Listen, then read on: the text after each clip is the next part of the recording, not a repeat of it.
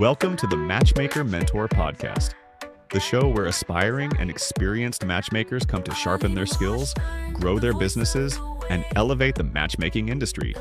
Your host is Arlene Washburn, an award-winning ethical matchmaking advocate, mentor, and industry innovator. Let's dive in. Welcome to the Matchmaker Mentor Podcast, where aspiring and experienced matchmakers, along with their clients, come for insights into love, lifestyle, psychology, and business. And I'm your host, Arlene Washburn, ethical matchmaking advocate and mentor. And today I am thrilled to be joined by one of my favorite matchmakers in the whole wide world. He is a true expert in psychology and the psychology of interpersonal relationships. Brandan Rader, who's been in the business for over 10 years, has coached thousands of people through their dating and relationship journeys. He's also the author of the Love Attraction Journal, a tool designed to help individuals align their mindset and actions to attract meaningful love. We're going to dive into a topic that every matchmaker and dating professional needs to master: how to coach your clients through the matchmaking process. From managing expectations to handling rejection to helping clients open up to be really authentic and in partnership with you, we'll explore how psychology can elevate results in matchmaking. And let me tell you, Brandan is one of the best people I know to provide frameworks that are easily, something that you can put into place. And so I can't wait for this conversation. Welcome, Brandan. Thank you for having me, Arlene. It's a pleasure, and as always, you're very generous with your praise and your compliments. Well, it's true. And again, I'm very glad to be here and to be talking about discussing this topic with you. One of the things that resonates with me that you always say is that the first match happens with your matchmaker. And so I think that is paramount in creating a conducive relationship to helping your clients through the matchmaking journey. It's such a great point, and definitely we need to start there. You have to partner with your matchmaker, but also the matchmaker has to be really good at gaining that trust and credibility with their client. It's not just liking them, but also being able to guide you through, because often I believe what happens with matchmaking is that the folks that might go to a matchmaker often require a little coaching, but they don't want to hear that. They don't want to know about coaching. They want you to find them a fish, give them a fish. You don't want to. They don't want to. They don't want to be taught how to fish. They want you to find the fish, give it up, and put it on a silver platter. And coaching is such an important component of matchmaking. So, what would you say is the best way to go into that without being off-putting to your client who's really not, quote unquote, looking for coaching? So in all of my memberships, I have listed in what they get is feedback coaching. And so when I'm describing what the membership features include, I discuss what is feedback coaching. Now, some people don't want to do the deep dives and they don't want to do the pre-work that's necessary to really prime themselves for their ideal partner and their ideal relationship because they don't think that they need it. They think that they just need to be put in front of their ideal person and then the magic will happen. And so if they're telling me that they're ready, I will say, you know what? If you're telling me you're ready at this point, I don't know any better because I don't know you yet. I haven't worked with you yet. And all I have is based off of what you've shared with me. And so if you feel like that's the missing piece, then we will address that piece. However, we also include this feedback coaching because after every first date, we'll get feedback to find out how everything went. We'll be collecting data along your journey. And if any barriers or issues arise, then we can address it at that time. So just letting them know that this is something that's incorporated in the membership. And at some point, if something's not aligning, we will be addressing it. I think that's wonderful. I mean, essentially what I'm hearing is that you take clients who are coachable, that they know up front that this is part of the process, because it's really like a waste of time if someone really needs the coaching and they could be super uber successful and be doing great at everything else in their life. But if this area is a bit of a challenge for them. Maybe they've developed certain habits, or they're not self-aware, etc., that it's important to hear it from someone who can actually be forthcoming, caring, and on your side, rooting you on, but giving you information that you do need that you may not get from dating on your own in the wild, because people don't usually tell you what the problem is. They'll just be, it's not you, it's me. Absolutely. People love to make up excuses or to ghost because they're conflict avoidant. I've Yeah. from my own clients that when they don't want to see someone again or they want to end a courtship, they ask me to end it for them and to make up an excuse. And I'm like, no, I'm like, you're going to end it with them. And let's talk about how you can frame your message to them in a way that is positive, but also still constructive. Because this is one of the biggest problems in the dating world is that people are not getting that constructive feedback. So most people don't even understand why it's not working for them. Yeah. Well, I mean, I know you have a really strong background as a psychological researcher, mediator. You've been around the realm of coaching and understanding, human interactions and relationships. But what would you say to someone who, let's say, has gone through some sort of training for matchmaking, becomes a matchmaker, but they have no background in coaching, and now they have a client who you can tell they really need the support. Like, what do you say to these people? Because I've always been a firm believer that if you're a matchmaker, you definitely should learn how to coach on dating and relationships, which are two very different things. Like, what are your thoughts on this? Well, one, what I have found is that a lot of matchmakers assume that just because they are a matchmaker, that they also are a dating coach. And that's not the case. It is important for them to receive training on how to coach someone, and also for prospective clients to understand that your matchmaker might not be trained as a coach. And there's a difference between receiving the data about someone and having information about dating and relationships in general because you've read books or through your own experience, and being able to then transform that into frameworks to guide the client on their journey in a strategic and productive way. It's the same concept as being a teacher, right? Not every expert in their field has the ability to teach other people what they do and what they know in a way where they can then learn that content in a strategic and productive way.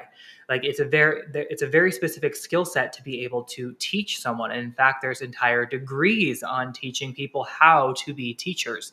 And that's the same reason why there are degrees on teaching people how to be psychologists, or the curriculum on how to become a coach. Different skill sets. Knowledge does not equate to skill set. 100%. And I'll tell you, I think it's good for matchmakers to always have continuing education. And once you've mastered your matchmaking, which God knows we never master anything because we're always trying to get better and things are always changing.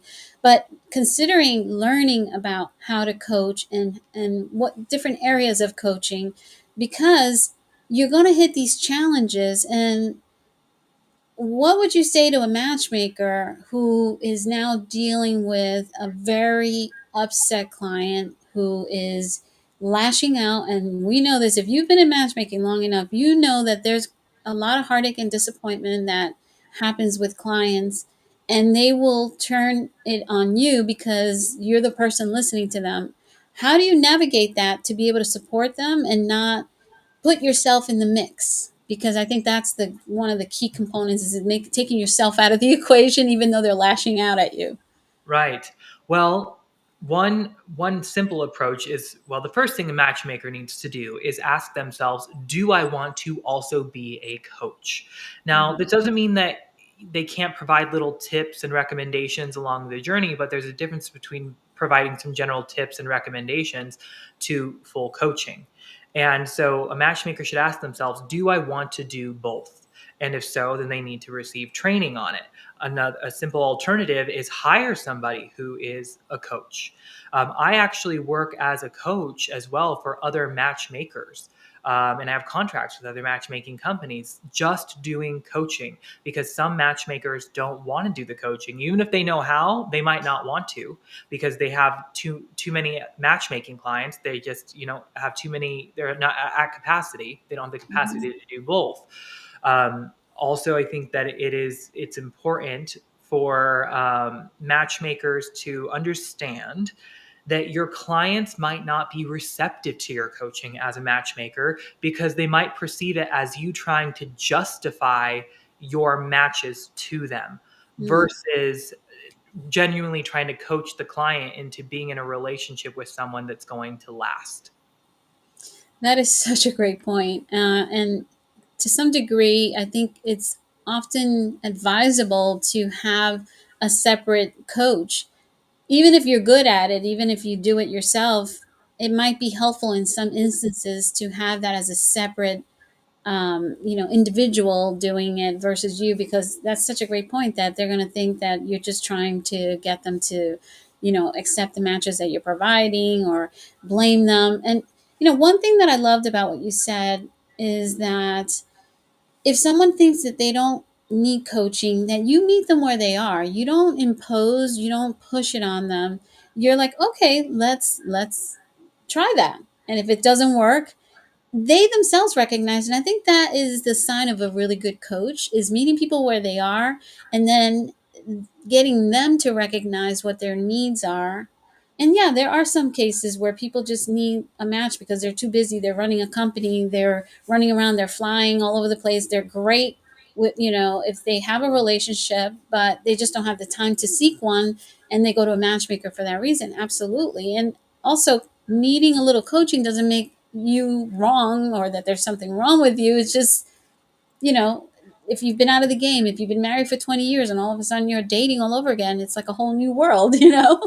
Well, one of the things I tell all of my clients is that when I was working for a couples counseling practice, what I realized was that most people were not taught how to date intentionally from a young age. For most of us, our primary caregivers don't sit us aside and ask us, who do you envision for your ideal partner? What do you envision for your ideal relationship dynamics? Are these things congruous, meaning do they even make sense together? And if so, how can you go about achieving these goals? They might do those for other things in our lives, like what extracurriculars do you want to participate in? What sports do you want to play? What university do you want to attend? What profession do you want to enter? But they don't do it for our relationships usually. So there's a lot of trial and error, oftentimes heavy on the error.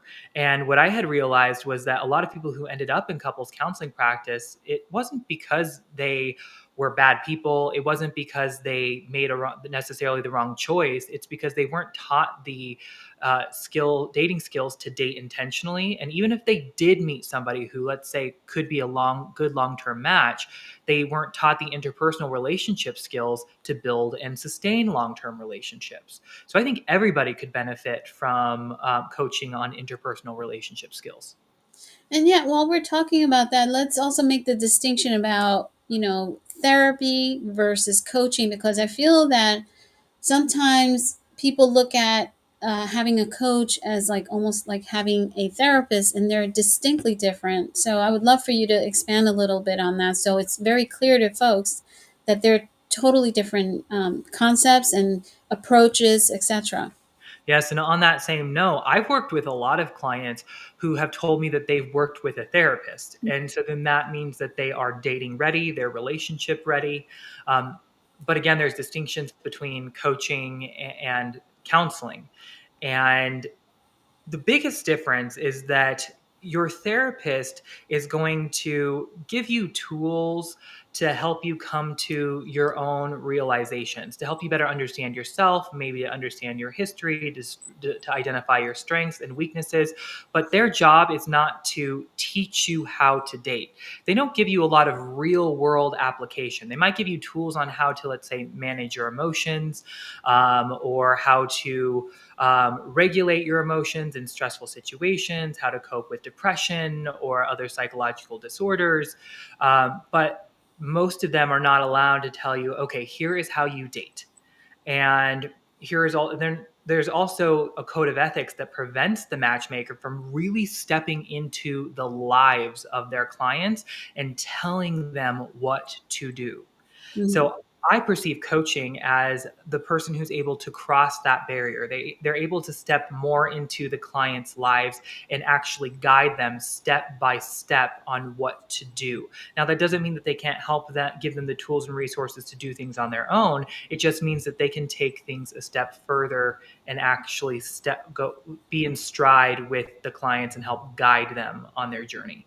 Yeah, that's a great way to put it. And yeah, I look at the therapy more for trauma, because when I was a matchmaker, I had therapists that I can send people to if they were dealing with some trauma that really needed to be resolved, and I was more focused on now and in the future and trying to get them to their goals. And I think that's a huge distinction. I've also worked with a lot of clients who were therapists, as well as know a lot of therapists who have left the industry to become coaches because they felt like they had to go a little further and couldn't do that under the circumstances.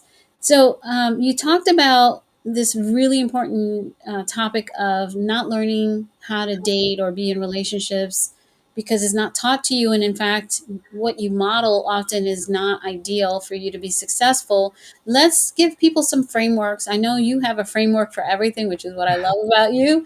On First, let's talk about dating, because I really do want to impress the distinction between the dating is kind of how to get the guy, how to get the gal, and the being in a relationship is, dealing with how to resolve issues in a relationship. It's never too early to learn either one, and I think you should learn both, but they're different, right? It's kind of like the rom-com. It gets to the point where she got the guy or he got the gal, and then the movie ends and then the relationship starts. So let's jump into all your fabulous frameworks on dating, for example. Well, first, I always like to clarify to clients that there is a difference between courtship skills and relationship skills, as you mentioned. Now, how I look at this is that we have a toolbox, a broad set of tools, which are social skills. And we use these tools or these social skills in different ways in different environments and settings. So, for example, we could use the same tool, let's say transparency. That tool of transparency is going to be used differently during the courtship. It's going to be used differently during the relationship. It's going to be used different in a professional relationship, platonically, familially. Different settings require a different use of the same tool. So just because someone is, let's say, excellent at being vulnerable and values being transparent doesn't mean that they know how to use that specific tool correctly in a specific settings. They might know how to use it in one, but perhaps not the other. So that's the first thing, is understanding that just because you might have good social skills, good interpersonal relationship skills in one arena doesn't mean that you are skilled at applying them in another arena. Let's talk like vulnerability, for example. I think that's a great one to use because a lot of people value vulnerability. They perceive it as authentic and being honest. But there's such thing as too much too soon during the courtship. However, being vulnerable in a relationship and just being raw and honest and open is really valuable. So if you're on a date in the courtship and somebody asks you, about your childhood, and maybe you had some childhood trauma, you don't unleash your whole childhood trauma being vulnerable on date one, because that person's probably going to run out the door. Check. um, Whereas in your relationship, it might be more beneficial than to share with your partner more about your history and your upbringing so that they have a better idea of how it might be impacting you in your current relationship, or just have a better understanding of who you are and an appreciation for who you are. Mm-hmm. I love that. And I love that basically, I think this is a topic that not a lot of people talk about. So I appreciate you bringing this up. This spectrum that exists from, the beginning of a relationship and the behavior that you bring out. And often people think that if they behave a certain way initially and they're not being their full self, that they're not being authentic, And it's like, no, it's almost like you speak, I speak multiple languages, for example. And if I'm talking to someone who I know doesn't understand English and I'm able to speak in their language, I'm going to do that. And I really think it's that, I guess what I'm trying to say is that modulation of bringing out the right tools at the right time, it's a lot. It's a lot. So I could see why people would need coaching in this instance, because I even see it with people who are professional, and sometimes they'll say things in a public forum that is just not appropriate because it kind of devaluates them. Not that you want to be on a pedestal, but you could only go so far if you want to maintain your level of professionalism, if that makes sense. Absolutely. Yes, so that is there. It's such a nuance on how to Mhm. use these tools appropriately, and it makes the biggest difference. I always say dating is in the details, and it's something that I coach a lot of my clients on: is how and when to use these tools, and to what degree, given the stage of the courtship or the relationship. Mhm. I love this. Wow, I can see how complicated dating can be for some people, especially if you come from a culture. Uh, One of our colleagues, Jasmina, always says, she comes from a culture that is like, don't date, because you got to become a lawyer or a doctor or whatever, and then all of a sudden it's like, get married, and you're like, wait a second, I never dated, I don't know the first thing about it. And I mean, she comes from a culture of arranged marriages. Not that she did that because she's in America and all that, but I can see where that almost might be necessary, because it's like you don't know what you're doing. All of a sudden, you're like, I have to start dating. I don't even know the first thing about it. Right. What are other areas for people to focus in on? I thought that was this huge point of knowing what to do, when to do it. From a larger framework, I'm all about intentional dating. And Mm, it's a buzzword right now, like a buzz phrase, intentional dating. But really, intentional dating is as old as recorded human history, because intentional dating is really more like a formal courtship process. Right. And so I define intentional dating as dating with the intention of achieving a specific romantic goal and having the tools, knowledge, and skill set to achieve that goal. And so when we look at like the Latin roots of the word dating, intentional, the Latin root of intentional, it means to reach for. And so when you're dating intentionally, you are literally dating to reach for a very specific goal. Now, the way that, particularly in the US, that people are dating is what I call incidental dating. so true. And the Latin root of the word incident means to fall. And so, what are people always trying to do? Fall in love. Mm-hmm. And so they expect it just to happen incidentally. It's the way it's portrayed in the movies, the rom-coms, the books. And people just believe, oh, I'm going to like bump into someone and fall in love. This idea of incidental dating. And I like the word incidental because I think that it perfectly encapsulates what people are doing when they're falling in love or trying to fall in love. Incident has a negative connotation. So whenever we say, oh, I was in an incident, there was a traffic incident, or I had an incident in the office today, it's something negative. Usually it's something undesirable that happens, which is usually what happens when people just fall in love. They usually fall into the wrong relationships. Now, I want to preface, or not preface, but add the stipulation that yes, sometimes people can fall in love and they can fall in love with the right person. However, I think that this is becoming less and less true, as what we're seeing is that divorce rates are still high, even though they've somewhat declined. However, it's important to keep in mind that one of the reasons why divorces are declining is also because less people are getting married.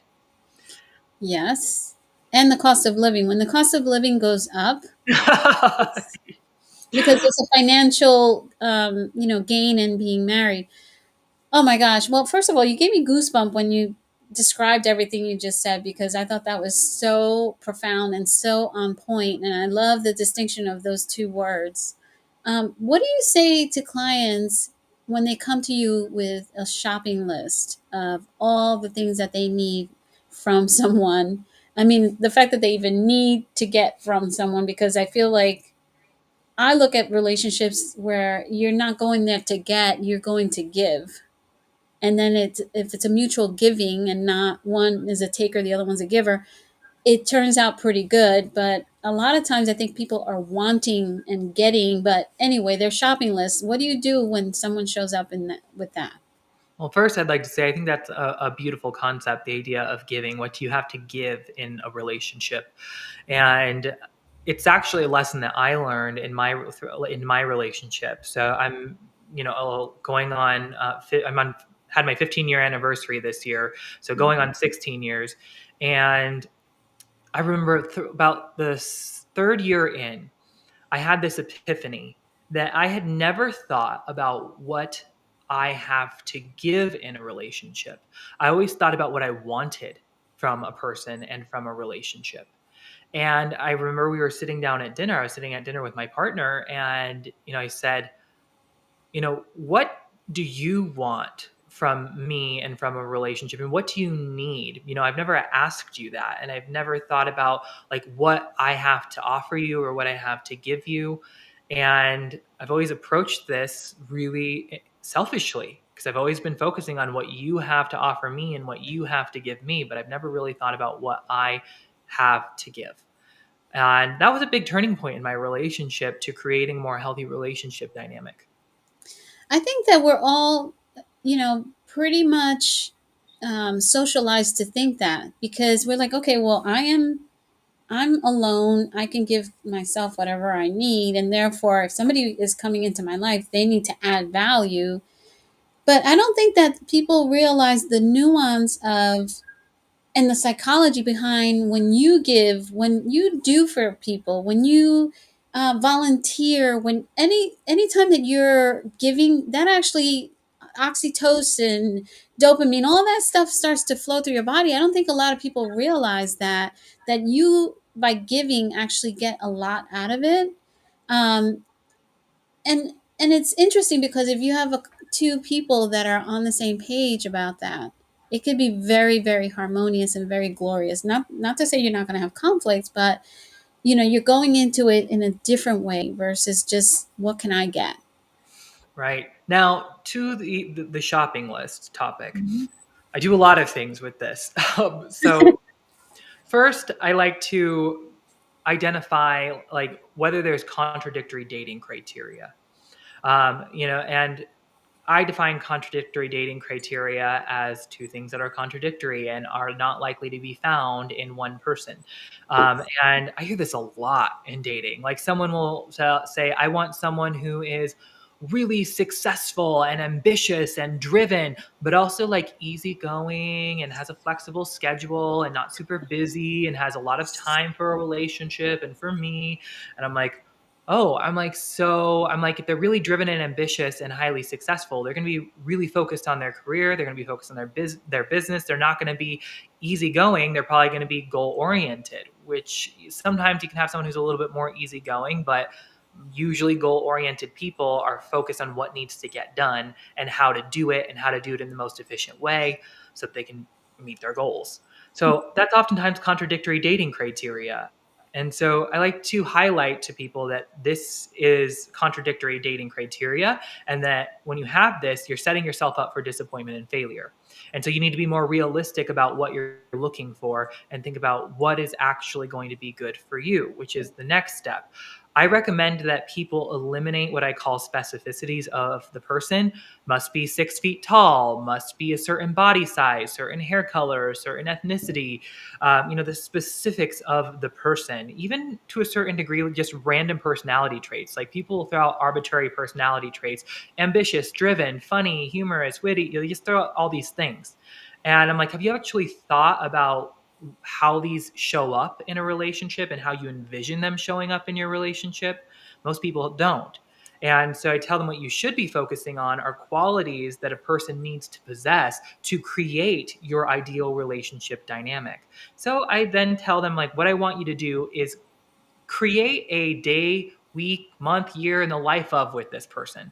I want to, and be specific, and paint a picture for both of us as to what your ideal relationship dynamic looks like. So if someone tells me a day in the life of, it could be something as simple as, we wake up in the morning without alarms, and we wake late, sit in bed and talk about what our plans are for the day. And then we both go to the gym, and then we meet back up for lunch, and then we go to for a stroll in the park, and we stop at this cute cafe.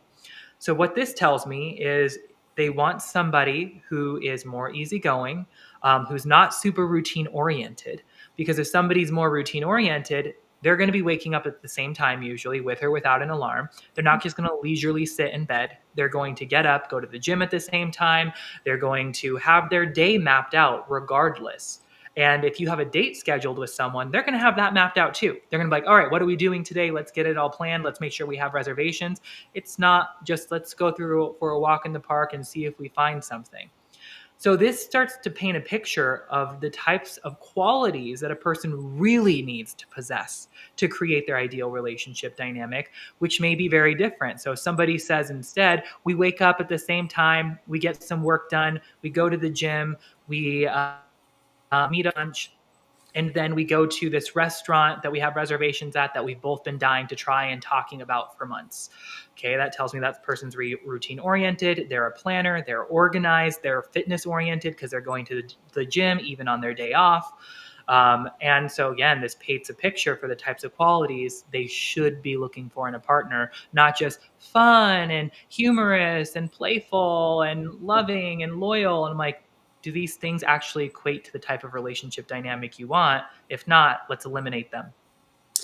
I think the apps have really killed a lot of innate qualities that humans had before apps. And I don't want to be a hypocrite because I met my husband online 15 years ago, but I feel like these descriptions on the apps are like a bunch of adjectives describing similar to what you're saying, not a lot of storytelling, and everything's become so superficial, and these filters that people think are going to help them achieve their goals are not the right filters. The height, the weight, all the other things that you mentioned.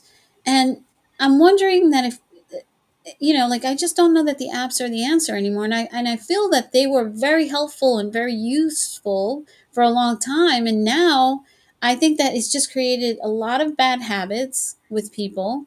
And they have lost that touch of having that in real life um, interactions of approaching, which kind of leads me to this other topic. And I mean, unless you want to comment something on the apps, I want to really talk about men for a minute. But what are your thoughts about the apps? Do you think that this is still the way to go, or?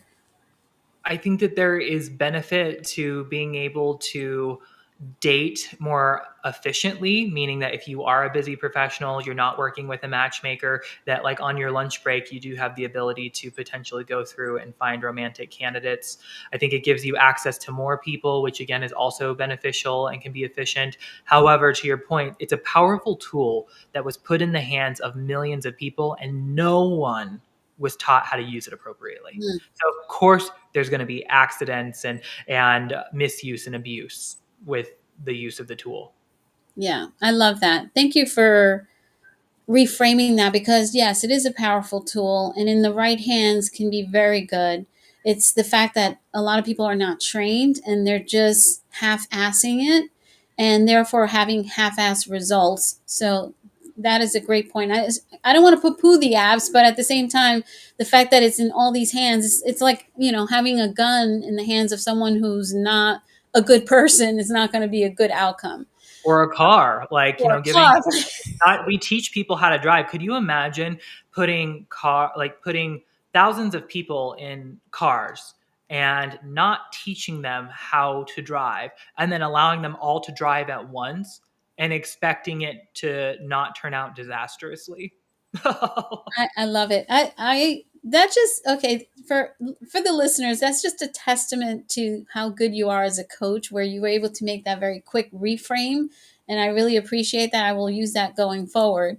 I want to talk about what is happening to men, because in addition to being behind the screens in so many ways, playing games, meeting people on games, being online, and just a lot of the screens. I think, again, powerful tool to your point, really great in some cases, but I think things are going to an extreme. And I feel like and I talk about this almost at every episode. It's ridiculous because it's top of mind for me. Like, I'm just worried about the men.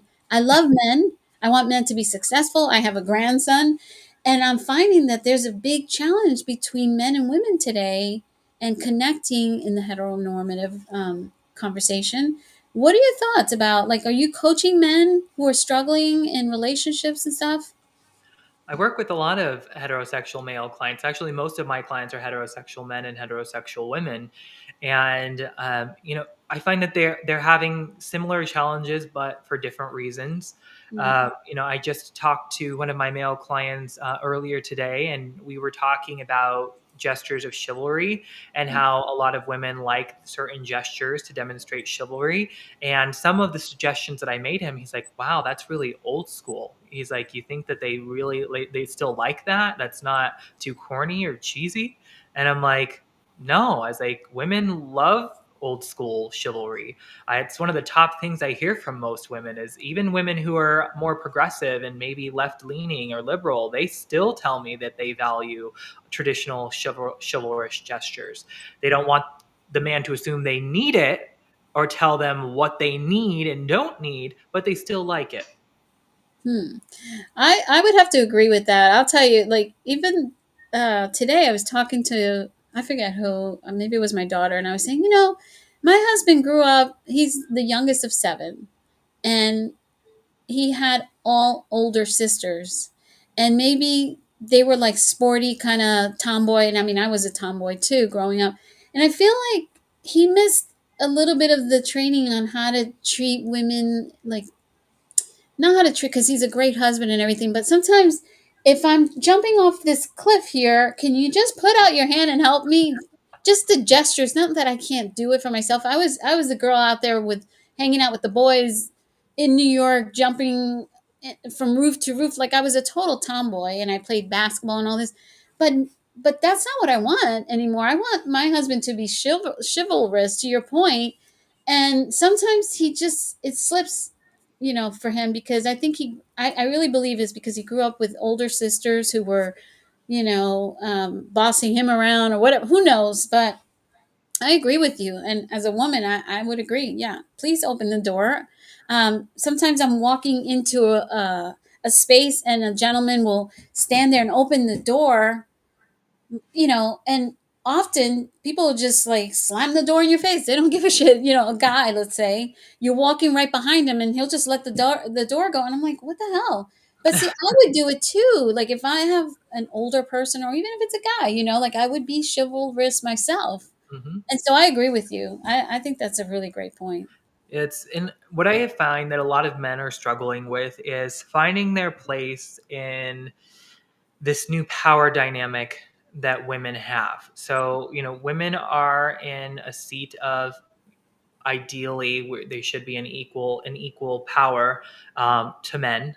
And I mean, that was the whole purpose of feminism, is women being treated as equals.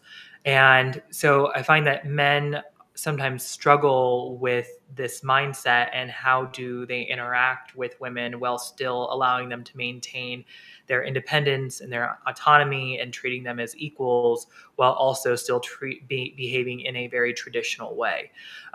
So I don't default them for trying to navigate these waters and understand. I also think women, one of the terms that I've heard from a few of my male clients, I want to preface by saying this is not me saying this. This is a phrase that I've heard from several of my heterosexual male clients, is entitled feminism. And it's this idea that women should be treated as equals, have the same rights as men, the same power as men, but then they should also be given the privileges of a woman from a very traditional perspective. And an example of this is, maybe a woman is making more money than a man, or equal money to a man, but still expecting him to pay the bulk of the bills. Is that fair, or is that entitlement? It's not equal for sure. and which is what feminism was about equality. But then you tie in this idea of chivalry, where a woman's like, I make X amount of money. Yes, and I work with a lot of successful women. So this is a conversation I have a lot. They make a lot of money. They're highly successful. Yet they still want the man to pay for their dinners, or they're, flying somewhere, to pay for the airfare, the hotel, the lodging. Again, these kind of these more traditional gestures in dating and relationships. And then I hear men saying, well, is that fair if she's making as much or more money than I am? And what is your thought on that? Like, I mean, for me, I was married for almost 17 years, where I was the breadwinner and my husband was he stayed at home for the most part. So I'm not one of those women. I can't even relate. By the same token, yes, I had relationships where I dated and the guy would pick up the tab. I always felt like I had to reciprocate, like at the very least, invite him over for dinner and cook for him or something. Like I guess because I'm not a taker, so I always felt like, in fact, I'm not even a good receiver. I've gotten better, but like I always felt that if somebody did something for me, I would have to do two or three things back, which was almost ridiculous. And maybe that was a problem with worthiness, because when you don't feel like you can receive, maybe you don't feel worthy. Not to psychoanalyze myself, but So I've come to terms with that, and I've shifted and I've become more balanced about it. But what's your opinion? What do you think is the right thing? Well, what I will also say on this note is that men struggle with this too. Like, some men, it's not that they're intimidated by a woman's wealth or her success necessarily. It's more that they can't reconcile this idea. And even if they don't quite realize it, it's like what I hear them articulating to me is that they struggle with this idea of knowing that a woman might make more money than them, or equal money to them.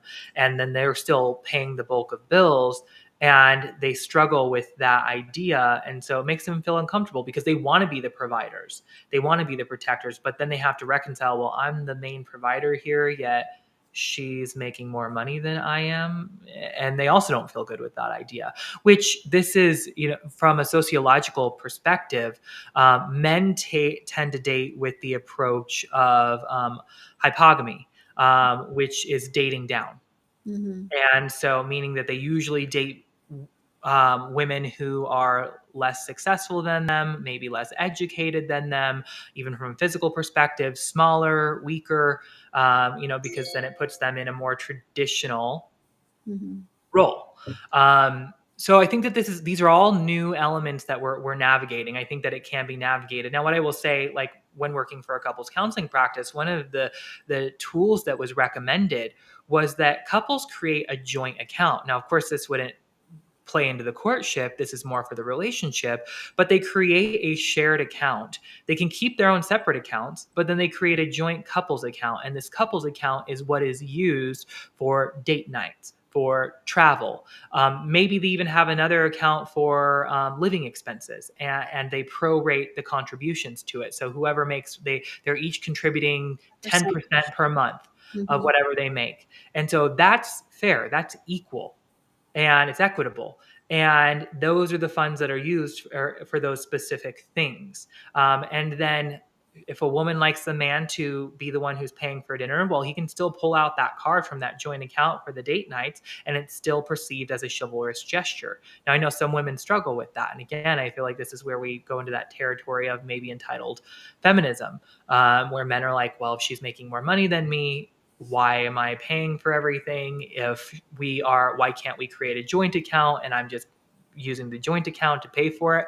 I'll say that having joint accounts, statistically, does help the overall satisfaction of a relationship. Mm-hmm. Yeah, that makes a lot of sense. And yeah, unfortunately, you can't do that when you're dating, right? And it's funny how you mentioned that the men date down, the women date up, because this is how we've been socialized, where you feel that, that person, you're equal. If I'm a woman talking about my equal, he's going to be doing as well, if not better. And and that's just the way, I don't know if this, well, I guess it's evolutionary psychology, in addition to, you know, the fact that our society has changed so much. And yet our, the way we think and the way we're socialized has not caught up with that. Like, society is changing constantly, and women are controlling money more so. They're more educated. There's a lot going on right now that is shifting. I keep calling it the big shift, but we're not keeping up with that shift. And I think that's what's causing all this chaos worldwide. Right. I agree. And it doesn't mean that it's negative or that it's bad. It just requires adaptation Mm. and growth. And oftentimes, this is unfortunate, but change doesn't happen until older generations die off, because then younger generations are adopting new ideologies, and it's just part of their psychology growing up. And so it's not unusual or abnormal to them. And so as they grow up, it's just normal. It's part of who they are. They're not having to try to completely rearrange their psychology around this new ideology. It's so interesting how, in this industry, I've been in it for, I think, over 15 years at this point, and I just find that it's constantly changing. That nothing stays the same. I know people think that, oh my gosh, I became a matchmaker. I'm a dating coach. That's it. No, you better keep learning and you better keep up with everything because it's constantly changing, and the approach has to change to Yes. go along with it. That's the intro that I have to every coaching client. I tell them that the modern courtship is constantly evolving based off of socio political and technological advances.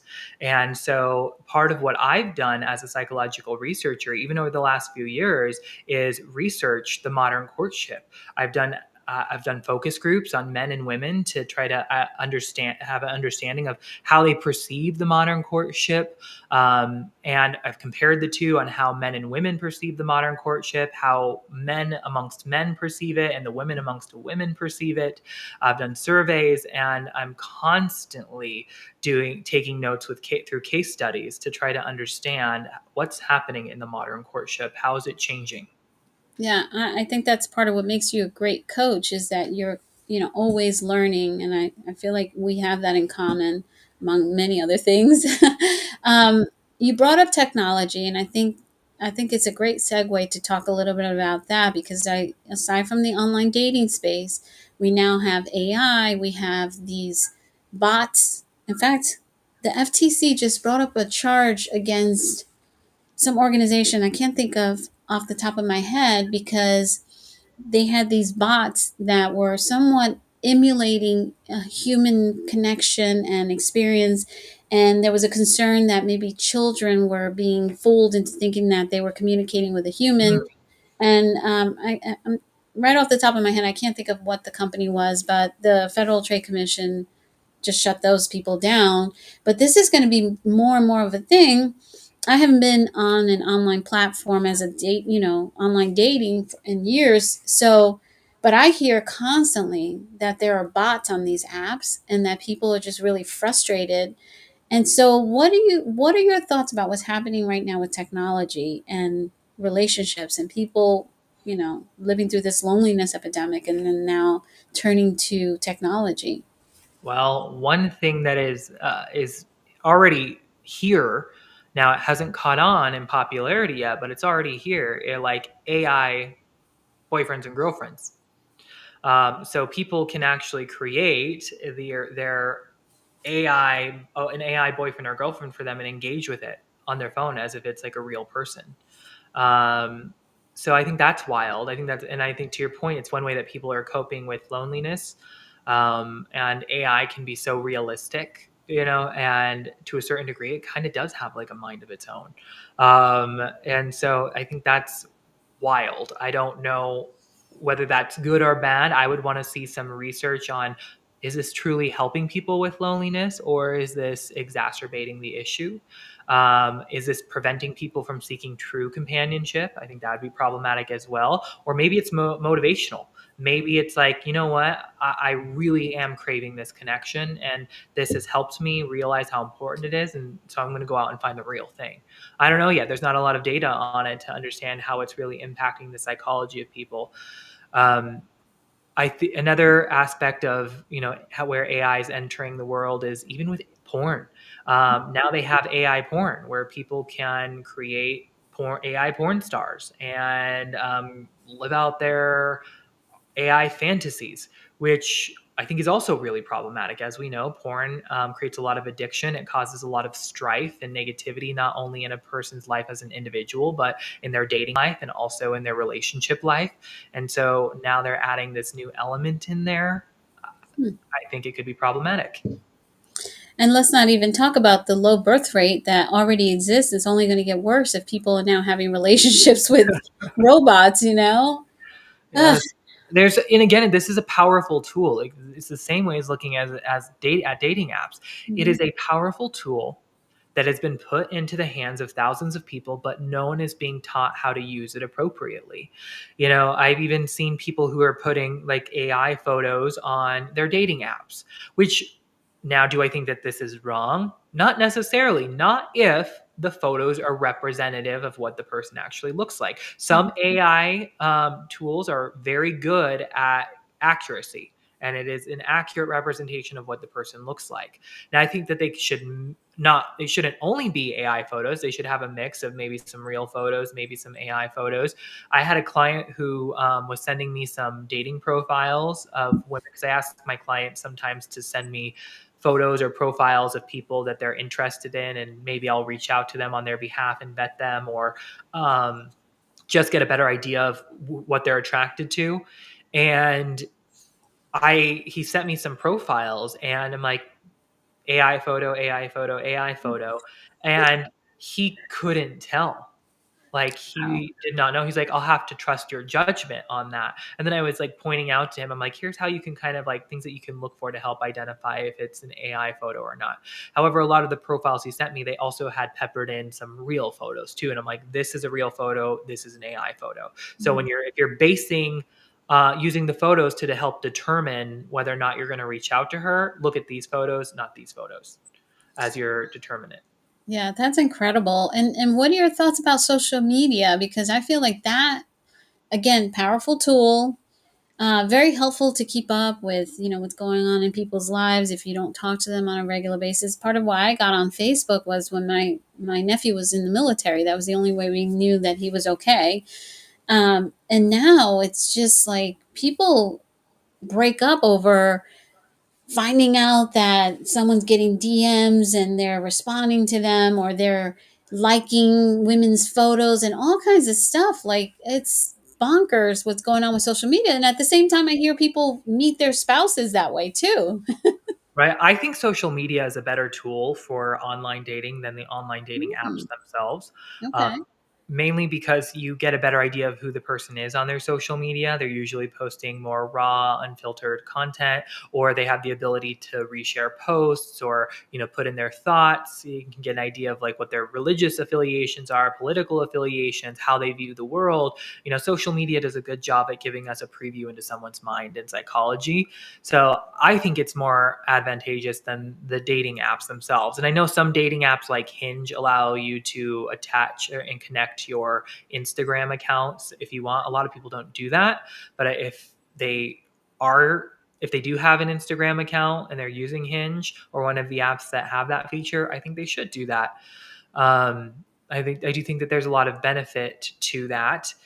But to your point, the introduction, the advent of social media and online dating and these other features like AI boyfriends and girlfriends, AI porn, etc., online porn, has really changed how people need to have conversations around monogamy. So everyone assumes, from my experience, people assume that their perception of monogamy is the same as everybody else's. And people don't have this conversation soon enough about what is monogamy to me, what is monogamy to you, and let's create, if we're going to be in a relationship, an exclusive relationship, let's create a monogamy agreement. And oftentimes they wait until something happens, and sometimes that damage can be irreparable. And to your point, social media, is it cheating if someone you're in a relationship with is liking or commenting a half naked photo of somebody else? Some people would say yes, some people would say no. If somebody comments on their picture and it's a flirty comment and they heart it, is that flirting? Is that inviting the person to engage with them further, especially if it was a flirty message? If somebody is watching porn online, is that cheating? I had one client where she perceived watching porn as cheating, because in her mind, it's the man fantasizing about another woman, and that is sexual energy that he could be saving up for their relationship and their interactions. Or a lot of these porn sites now have chat rooms, right? And they advertise it. So then is it cheating if, let's say someone doesn't think porn is cheating? Is it then cheating if they're chatting with someone that doesn't live near them? They could live across the world, and they're not creating an emotional attachment. They're not exchanging names. They're just engaging in sexual acts over the video. Is that cheating if no physical connection actually happens? For some, no. For some, yes. Like now enter AI. If somebody is using AI porn, it's not even a real person. It's an artificial intelligence. Like, is that avatar? Is that cheating if you're watching porn of a fictitious human being? I mean, there's a lot of nuances now that people need to navigate when talking about monogamy. What I love about that is it all kind of sums up to communication and being intentional, which you talked about as well, and having a conversation about what is monogamy, what is it not. I think it's super important. This conversation has been very rich, as always, with you. But before we close, what's one piece of advice you give matchmakers or dating professionals who want to apply psychology more intentionally in their work starting today? Like, what can they do to be better at this and to be able to serve their clients better? One thing is, take your favorite book, like your favorite self-help book, your favorite book on relationships, and look at the sources. Like, is this book based off of actual scientific research? If not, throw it in the trash. And if it is, then look up those sources and look up the original studies. Because oftentimes what happens with these self-help books and these relationship books is this is the author's interpretation of this data, which might be insightful, might be accurate, might be applicable, might not. It's their interpretation. So instead of just regurgitating somebody else's ideas, look at the original research that they're gathering these insights from to, one, see, do my insights align with this person's based off of the same data? If not, come up with something new and write your own book. And also, it can give them even more insight into understanding the principles that this person is discussing. And it'll make them seem more credible, because then they'll understand, like, when they're communicating to their clients, where this information is actually coming from and how it has been validated, proved, or disproved. I love that. I mean, this is why you and I are so aligned. I'm very science and research based, and I love everything you just shared about that. And also, when you're looking at these studies, make sure that if they're talking to a bunch of 25-year-olds and you're coaching a 60-year-old, that you understand that there's a huge difference there in priorities. That's why this area is never ending, the amount of education that you can get, and the fact that everything's shifting and evolving. So I everything you shared, as always. I knew, this would be a phenomenal conversation. And, for those of you who are listening and who want to go deeper, be sure to check out Brandan's Love Attraction Journal, because you can find it everywhere, on a website, on Amazon. And don't forget to follow him on Instagram, because Brandan shares a lot of great content. Brandan Rader Official on Instagram, and on TikTok. I just started liking people on TikTok. I think I'm going to start doing TikTok. So check him out at Psyched About You on TikTok. I think I'll be joining you there, now that I think things are going to be okay in the US with TikTok. And of course, we're going to link everything in the show notes. And Brandan, thank you so much for joining me today. I am so excited that you were able to get on this show because you and I used to do our weekly shows and we haven't done that. I miss you so much. But this conversation, I think, has been very powerful for anyone who's an aspiring matchmaker, a matchmaker now, a dating coach, and someone who is a dating coach who hasn't been trained. Listening to this, I think, will incentivize a lot of people to say, you know what? Let me start looking at the data and the research and really be careful with the information you share if you don't know if it's accurate because people are already struggling. They don't need more misinformation. And I think that's key. Yes, well, thank you for having me as always. It's been a wonderful conversation. Thank you. And remember, whether you're guiding clients through their matchmaking journey or navigating your own, success starts with mindset and intention. Until next time, I'm Arlene Washburn, and this is the Matchmaker Mentor Podcast. Thank you for joining. Have you ever felt called to help others find love? You might have the heart for matchmaking, but without the right training, turning that passion into a thriving business can feel impossible. Most matchmaking courses give you outdated theories and a certificate, but no real-world strategy to build a successful business. That's where Love Pro Mastermind Academy is different. Our live Done With You training goes beyond theory, helping you develop matchmaking expertise, implement sales and marketing strategies, and master the art of client success.